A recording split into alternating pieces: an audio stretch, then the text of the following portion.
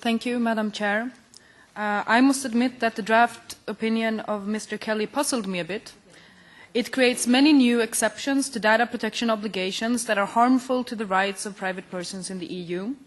It also removes almost all obligations to document or audit data processing methods.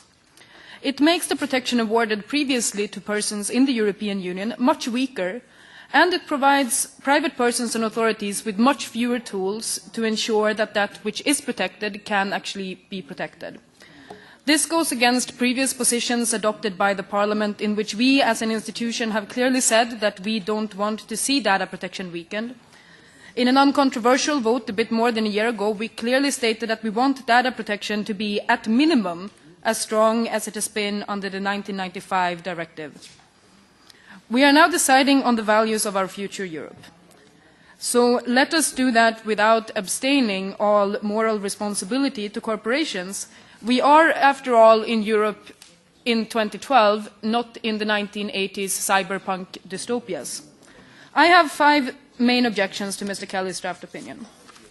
In his Amendment 6, Mr. Kelly proposes to extend the legitimate interests exception to include the interests of third parties.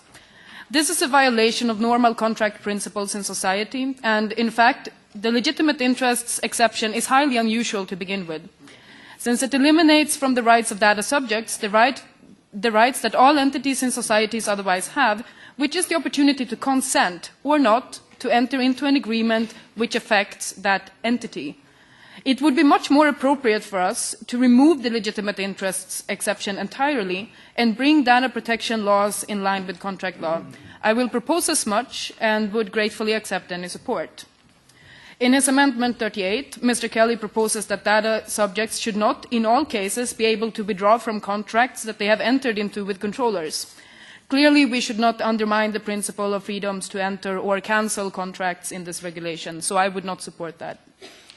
To encourage the development of secure and resilient information systems, I think that the exception from oversight and authorization proposed for some companies in some circumstances by Mr. Kelly's Amendment 12 is ill-advised.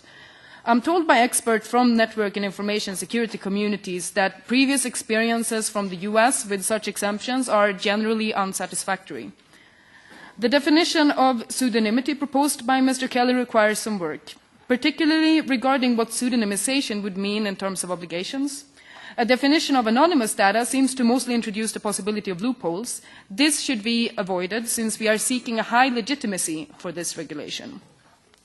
To me, it is very problematic that so many authorization and documentation requirements are removed in the proposals by Mr. Kelly.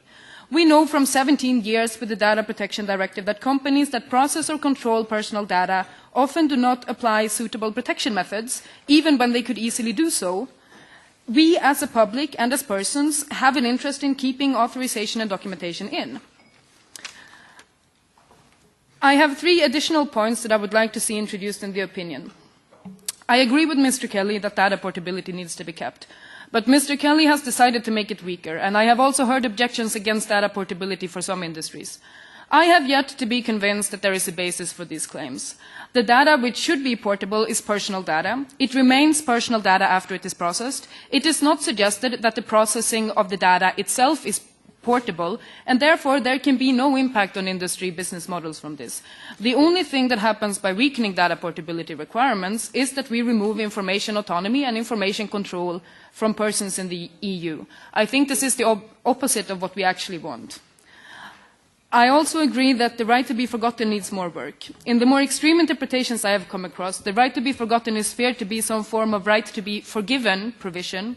So I think it needs to be clarified here that it applies between those entities that are in a contractual relationship with or the controller itself with regards to the private person who gave them the data to begin with.